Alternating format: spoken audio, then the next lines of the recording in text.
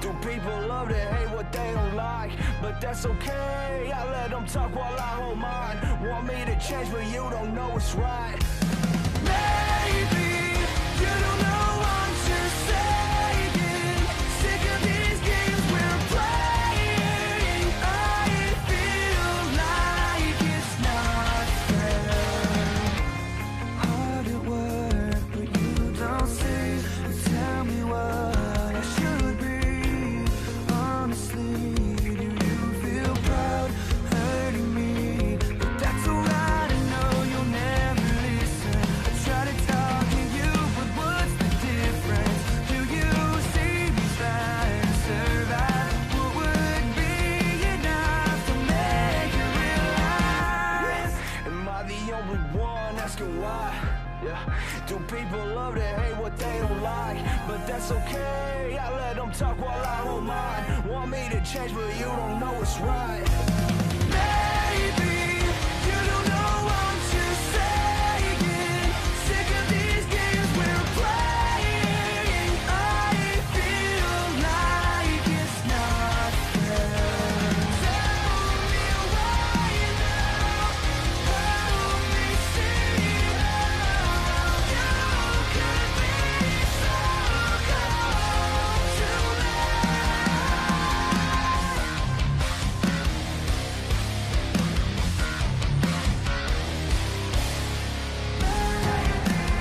You don't know what you're saying. Sick of these games we're playing. I feel like it's not. Yeah, just lost in my own world. I couldn't really even tell the difference. I guess I'm a kid at heart. It's something I always fought. They think I need a renovation. Let me work on my foundation. Before I lose my patience. Maybe you don't know what you're saying. Sick of these games we're playing. I feel like it's not fair. Tell me why now. Help me see how you could be so cold to me.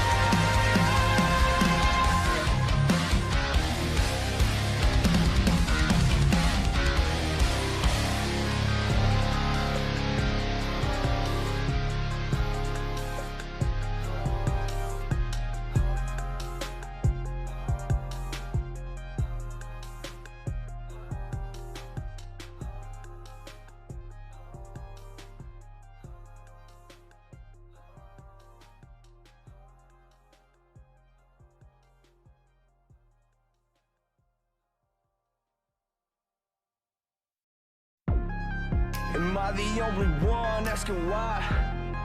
Do people love to hate what they don't like? But that's okay, I let them talk while I hold mine. Want me to change but you don't know what's right.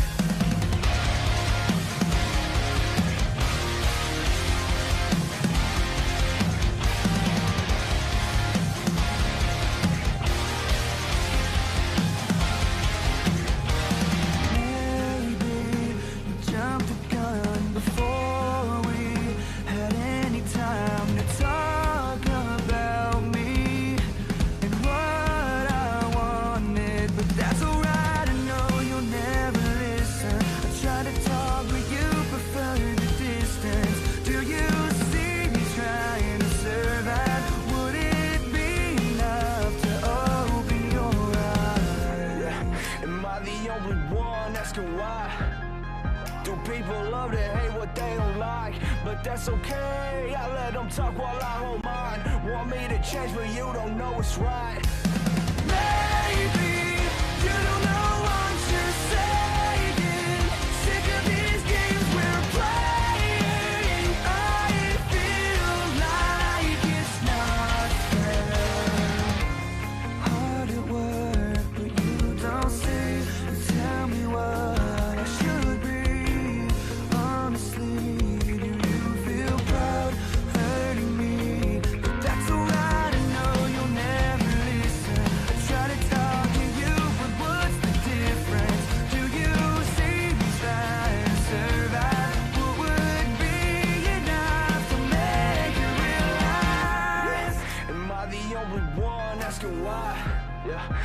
people love to hate what they don't like, but that's okay, I let them talk while I hold mine. Want me to change but you don't know it's right. Maybe you don't know I'm just saying, sick of these games we're playing. I feel like it's not fair. Tell me why now, help me see how you could be so cold to me.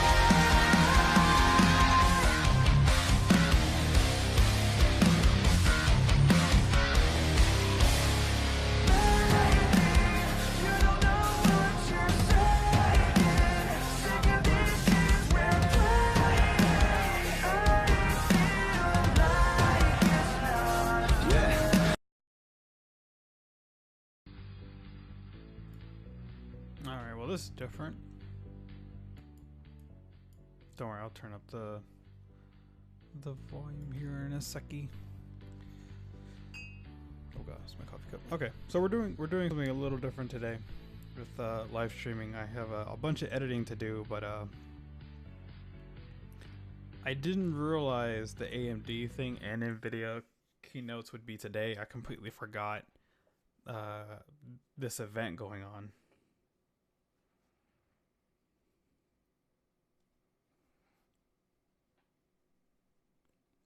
This is the first time actually streaming like a live stream kind of thing. It's really odd for me. So yeah, we're gonna be live streaming this and giving some commentary.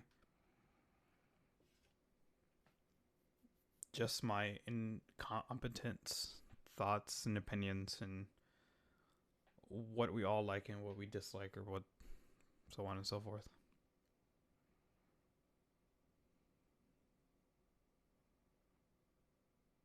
Then we'll play some Fortnite afterwards.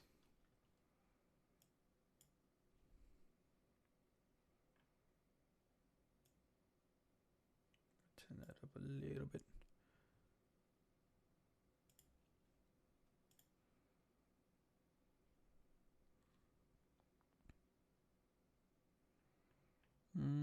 Kind of just waiting around.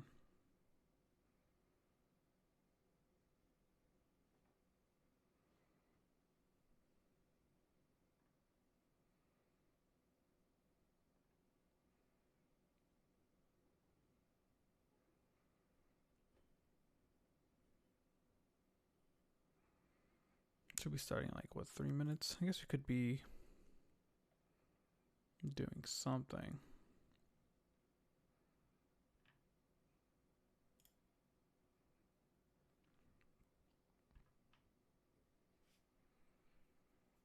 Oh, the wait is ridiculous.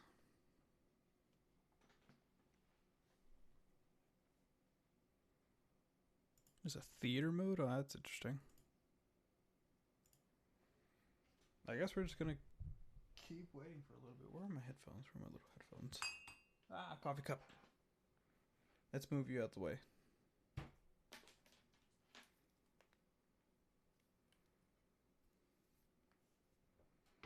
Oh, I need to keep Twitter open.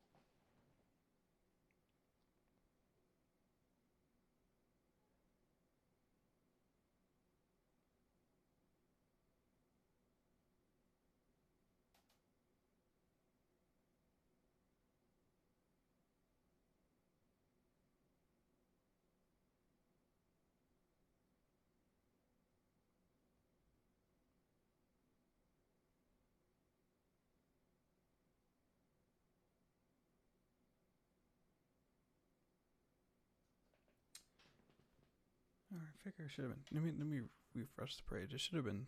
It should have started right about now.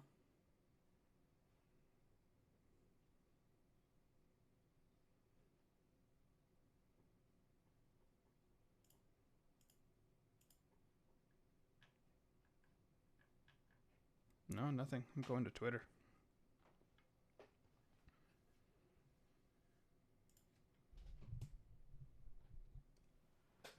Oh, breathing so hard.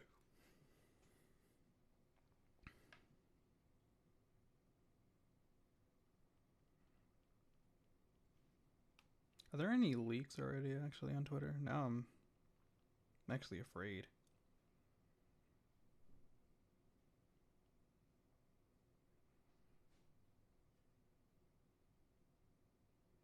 Wow, okay, actually 12 minutes ago, AMD leaks themselves ahead of the keynote. Ryzen 9.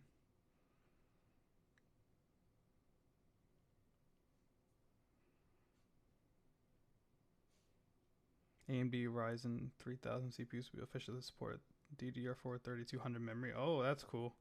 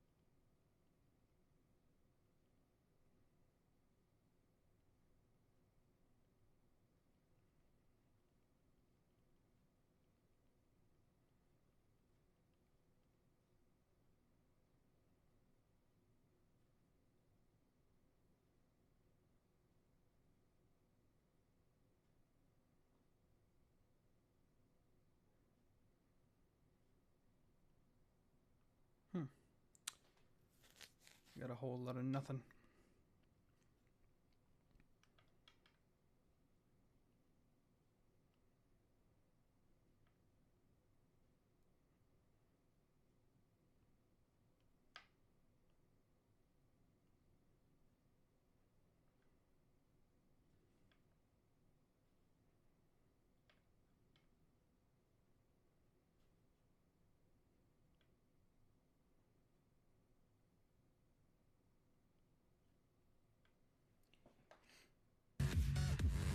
Oh, we got some music again. Oh, and it's gone.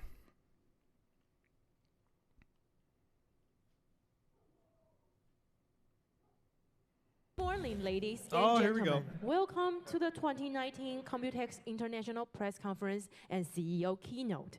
It's great seeing friends from the press and the industry around the world here today. Each year, we see Computex spirit through its incredible and innovative events. This year, Computex has prepared to go above and beyond your expectations. Without further ado, please welcome Mr. Walter Ye, President and CEO of the organizer Tetra, to the stage to give us a remark and preview of Computex 2019. Ladies and gentlemen, good morning. 大家早安. Welcome to Computex Good evening, sir. 2019. I'm very happy to see so many people today. This year, Computex is kicking off with the first ever keynote speech to be held at this Computex pre-show international press conference. This is the first? Wait. Computex involves the joint effort of both Tetra and TCA. So now, I would like to welcome our partner and co-organizer of Computex, Mr. Zhang Li of TCA. Hey.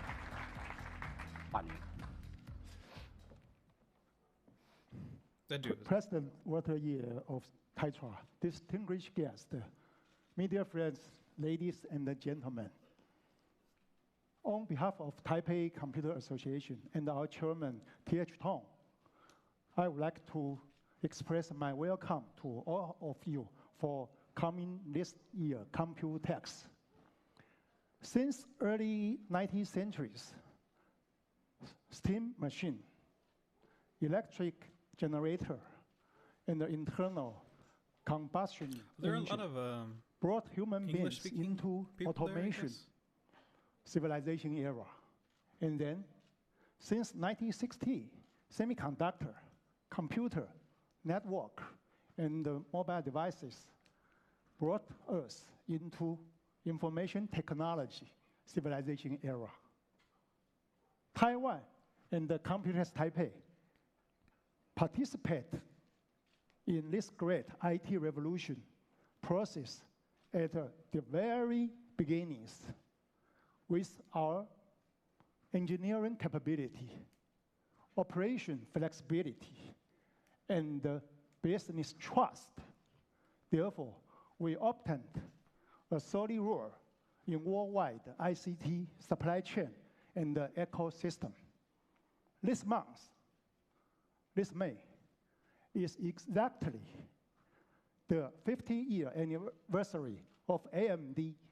So I'm so honored and happy to be here with you to learn from the pioneer of semiconductor and the computing architecture enterprise and the long-time technical and the business partner with Taiwan. And Dr. Su's opinion on new version, new solution for next generation computing. So by close my talking, I wish you all have a very fruitful stay in Taipei. Thank you very much. Thank you, Mr. Chang, for your warm remarks. For decades, Computex has played a very important role in the ICT industry. This is because Taiwan is home to many leading tech companies. As we know, the technology industry is constantly changing. And we are now entering a new era of innovation. Therefore, we are always transforming and evolving in order to maintain our position as a global innovator.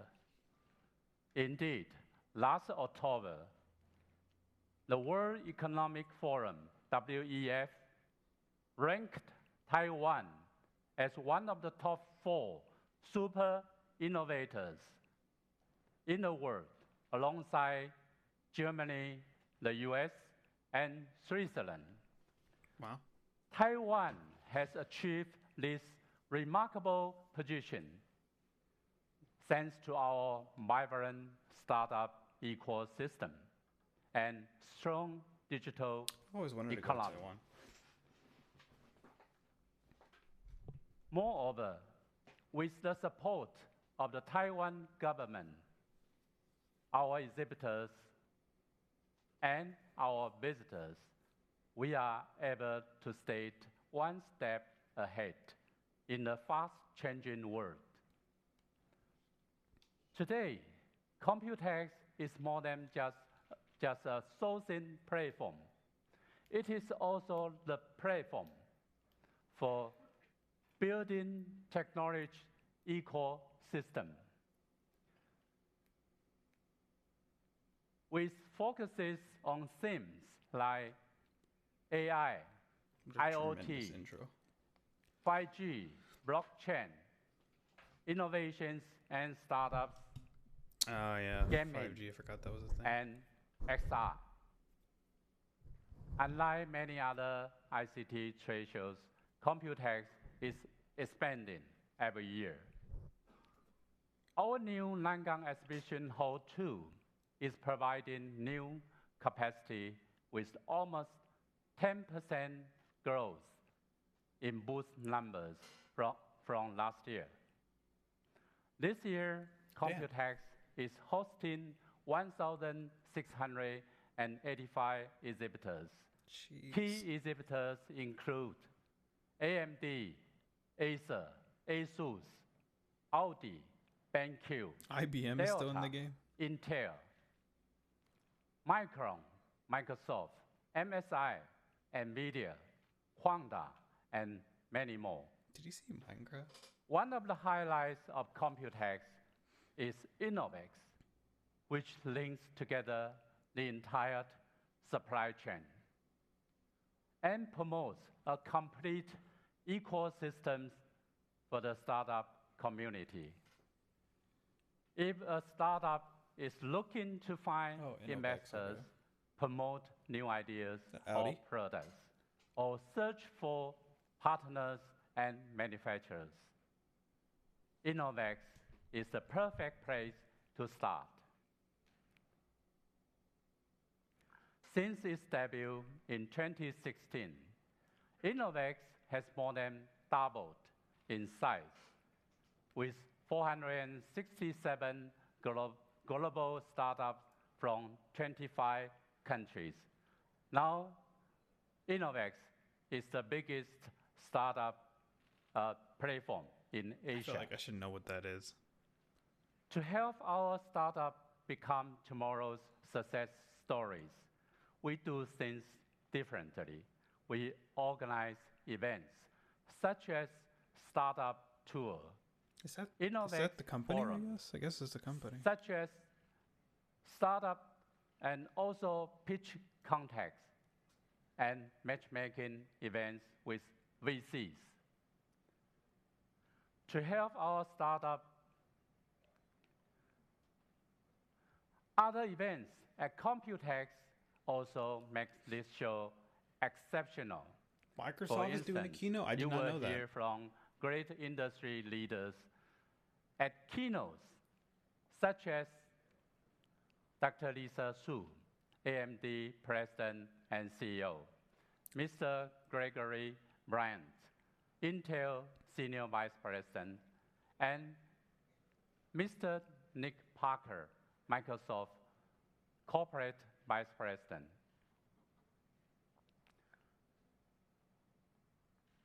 In addition, you can attend many forums, including Computex Forum, Innovex Forum, and Taipei 5G Summit.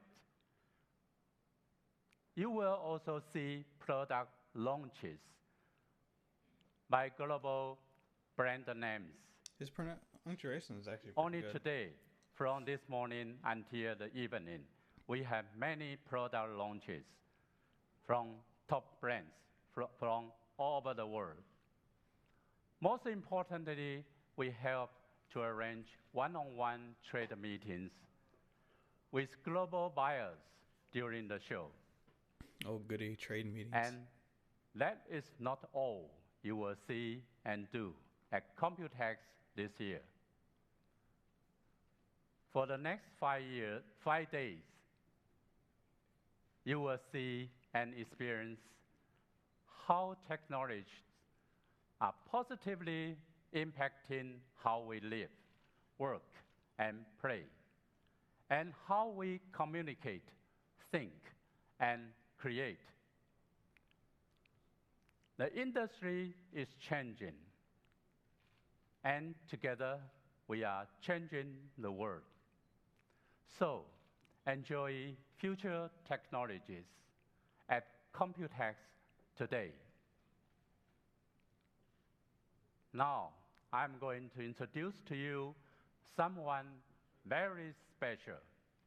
I have the pleasure of Sue? welcoming an extraordinary technology leader, Dr. Lisa Su, Hey. President and CEO of AMD. Yeah. Is that a boo? I hope that was Okay. not a boo. I hope that was a woo. AMD is a high-performance computing force behind much of the technology that you use every day. This year, AMD is celebrating its 50th anniversary and is also launching the world's first 7-nanometer CPUs and GPUs, which I think are going to have a major impact on the market. In 2014, Dr. Su took over as CEO and has led the company to a number of remarkable achievements.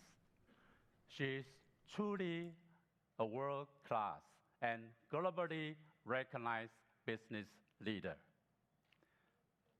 Today, Dr. Su is joining the Computex for the very first time. So please give the warmest welcome to Dr. Lisa Su.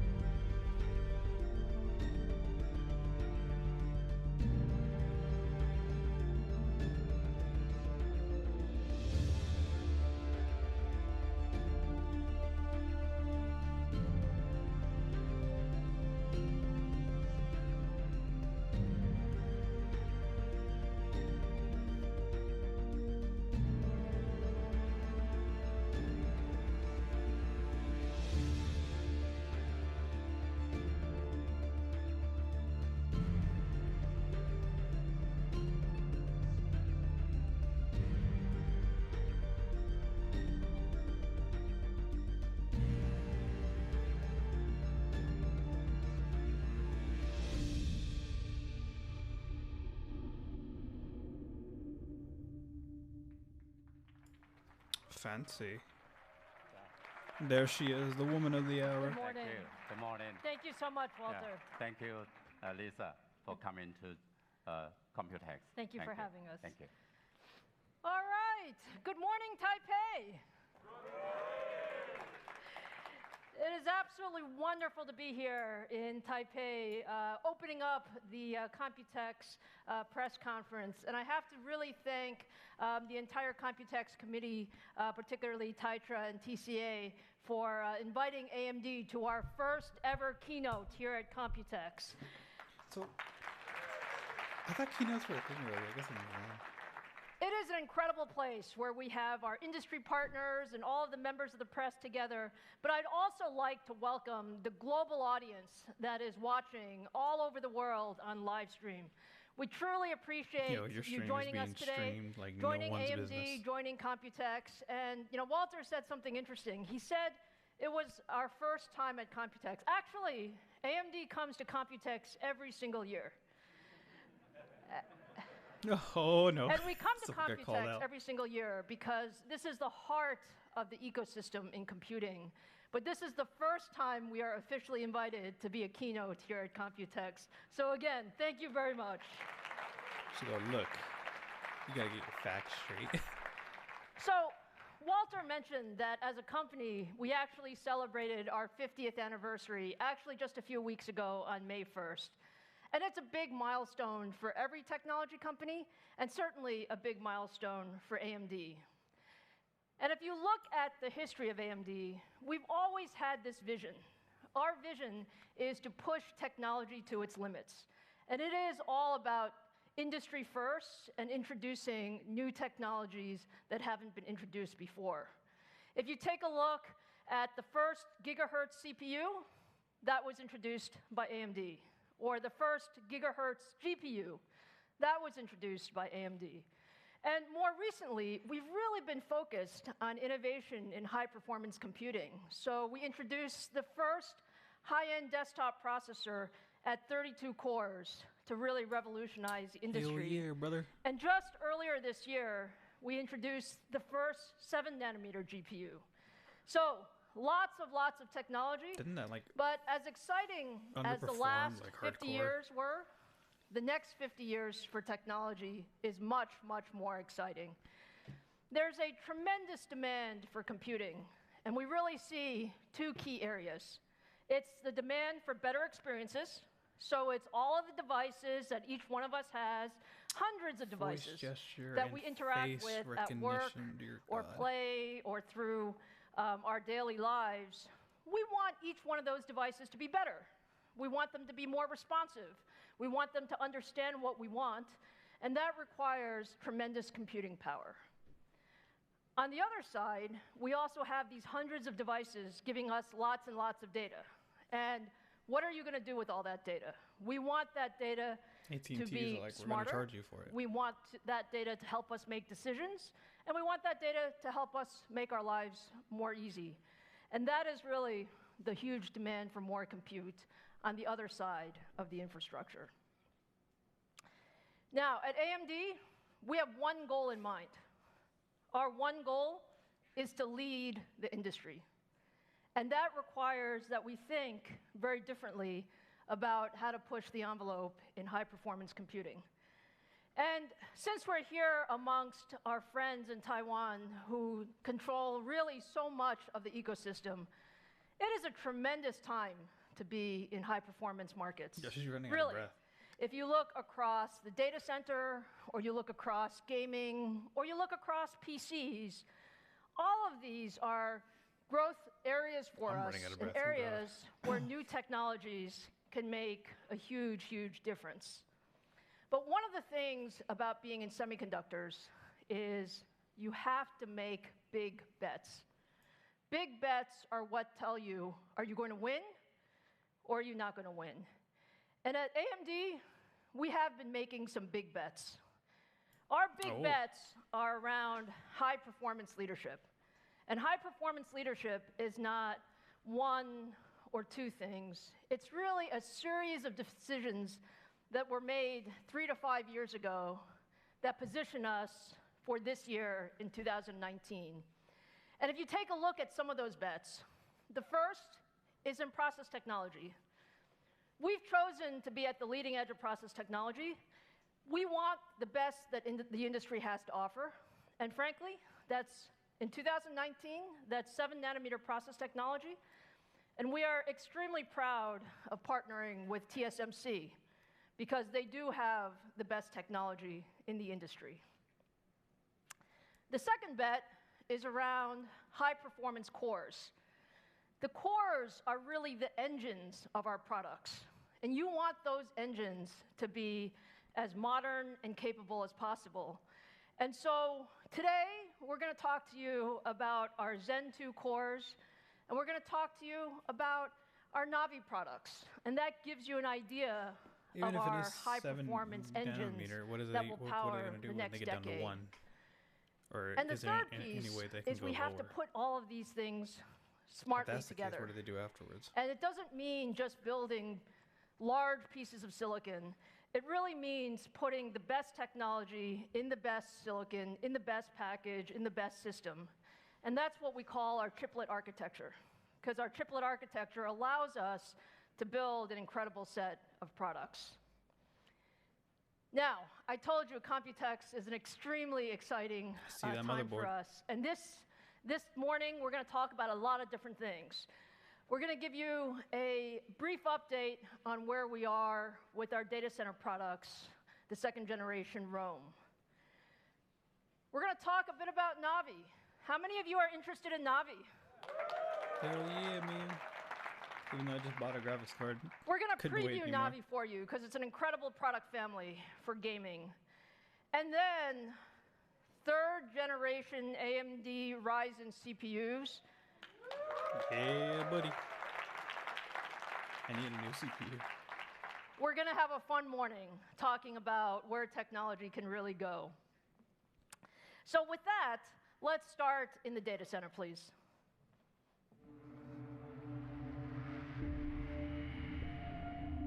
Isn't it supposed to have like 128 cores? Okay, right.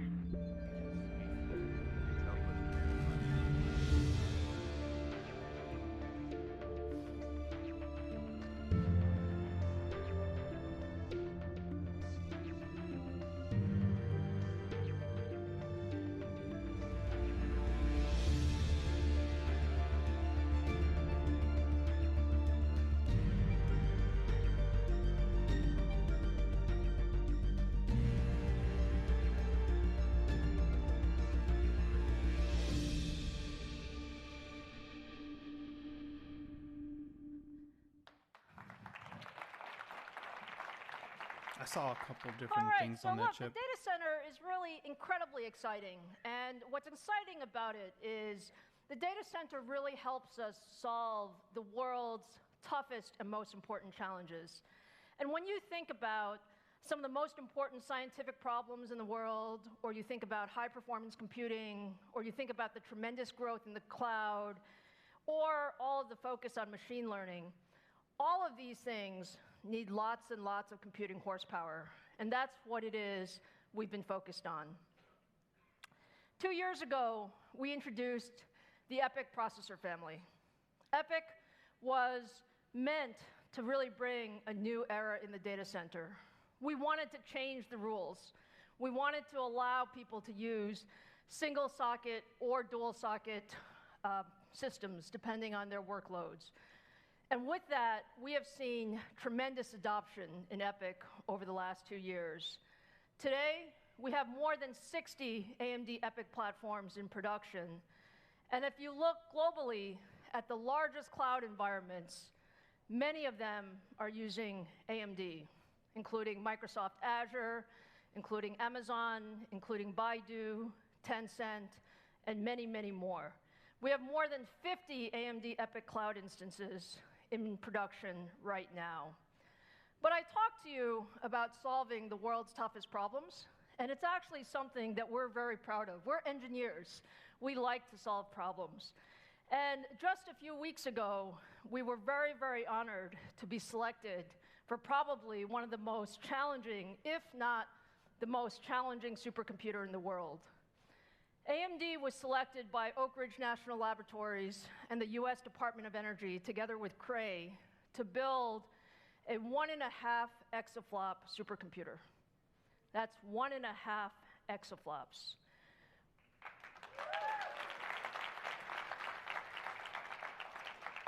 It's using a future generation of AMD EPYC, and it's using a future generation of our AMD Radeon Instinct. And the reason we love it is because we know it's going to be incredibly challenging, but our goal in 2021 is to have the world's fastest supercomputer on AMD technology. And frankly, we're going to learn an incredible amount about how to build computers, but more importantly, we are going to help all of the scientists in the world solve some of these tough challenges. So just take a look at what people do with these supercomputers, please. What in the world could you do with a supercomputer? I guess We get excited about answers. In the end, to us, the technology's how we get to our answers, and that's what excites us. The evolution of AMD seems to be on task with how research computing moves forward. They help us reinvent how we're doing our science. High-performance computing is an incredibly important market because it's central to product development, to scientific research, to natural resource exploration, and now, more so, to the emerging area of machine intelligence. We believe that supercomputing is at the forefront of computer architecture, and the innovations and technology that's driven into systems wind up defining the standard for the data center. Building a supercomputer doesn't change the world in and of itself. It's only when we put it in the hands of scientists and engineers that they can use that system to change the world. Frontier is going to change every aspect of our life, and we'll be better for it. The bacteria I study have no cure, so detecting them quickly and carefully is really important for preventing disease, as they cause millions of dollars in damage every year. I'm always fighting to get more and more CPU time on the cluster, and with the EPYC server, I'm able to run a lot more jobs faster, and this is really key for getting my research done in a reasonable amount of time. Our engineers are proud that our technology will be used to help analyze and progress the analysis of advanced weather modeling, of advanced disease research, understanding molecular genetic disorders. Seeing the science actually get somewhere and actually be able to change the world in a positive way is how we're using this technology, and that's what keeps the scientists going.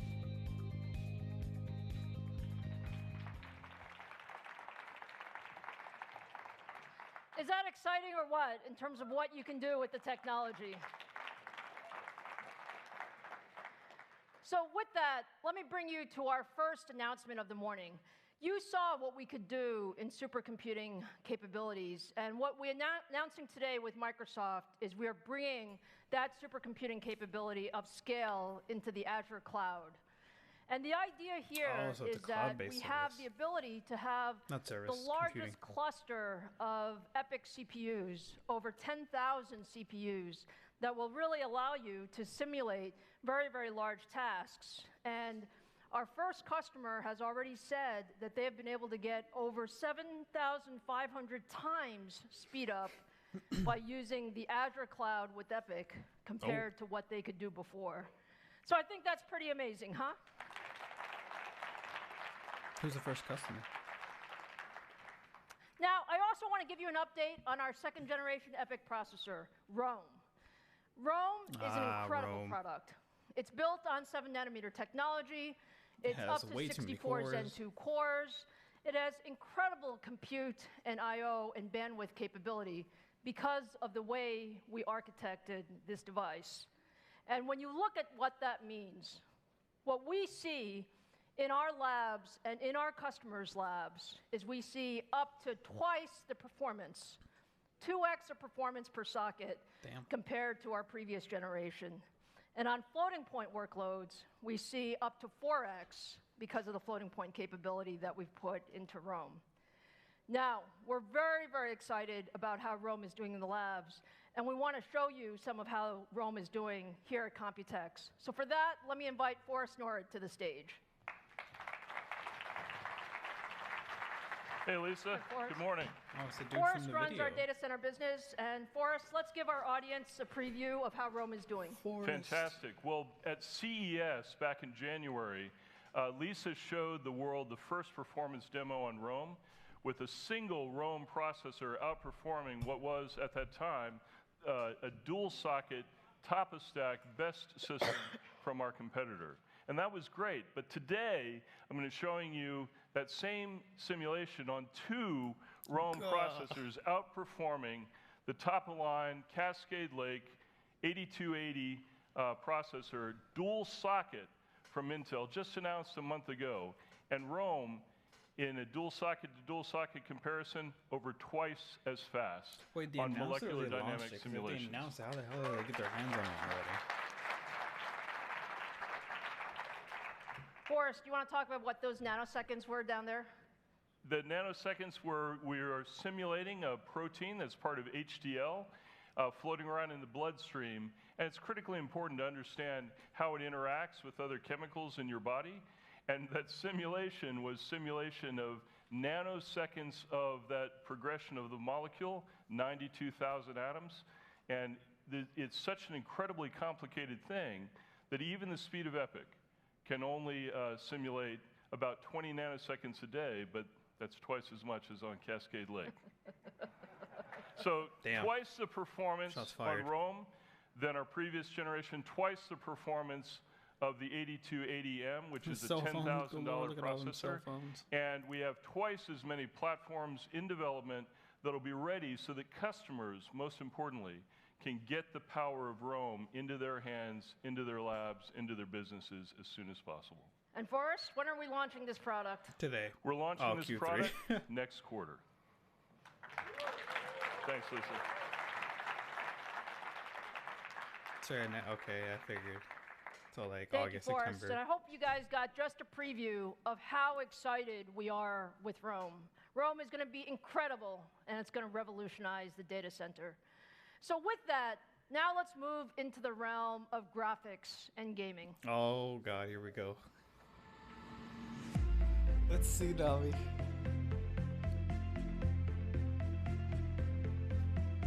It already looks pretty.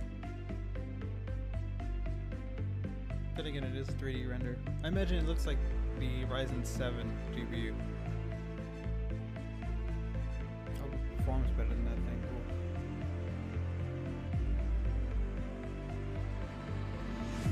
Costs less than $700. Oh my God.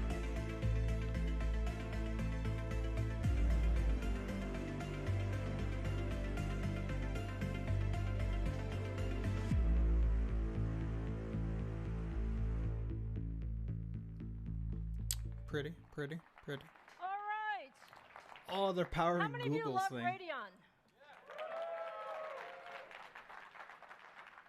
We love Radeon. And what I we didn't hear a whole say lot of is woos. Radeon is really everywhere. So if you think about it, today, there are over 400 million gamers that game on Radeon.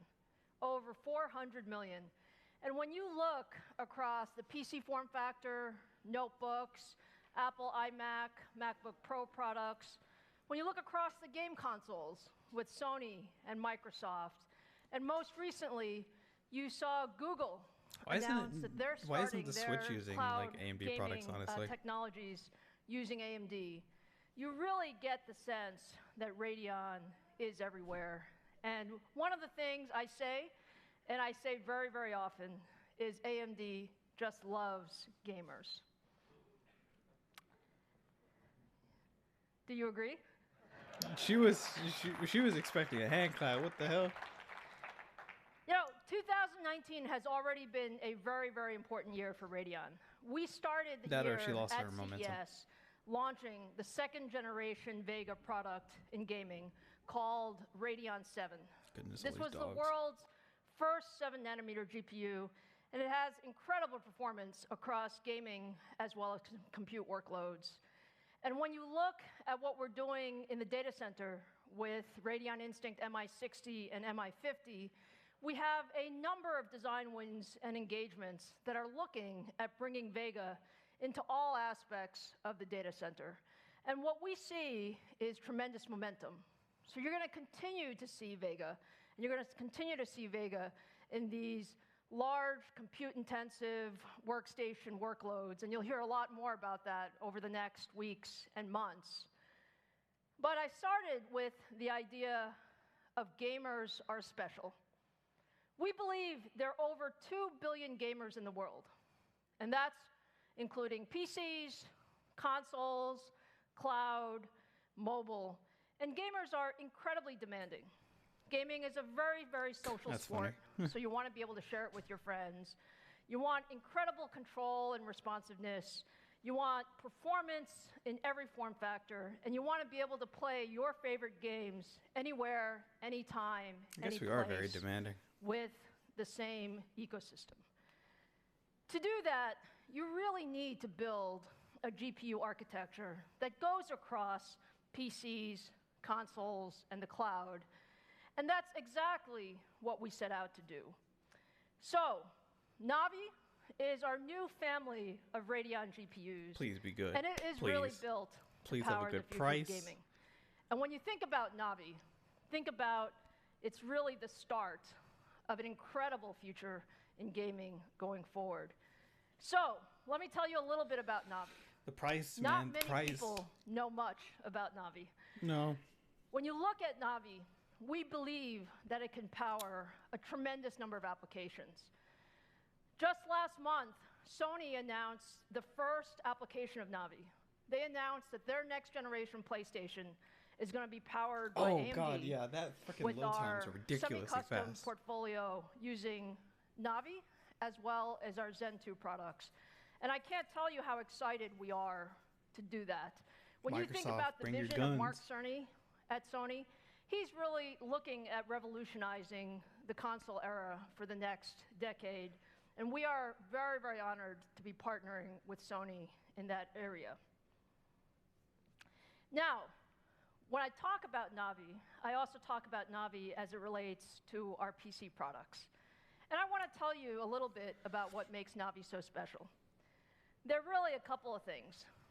First, Navi has an all-new 7-nanometer RDNA architecture, Radeon DNA. This is different from GCN, and I'm going to talk more about why it's different and what it does for us.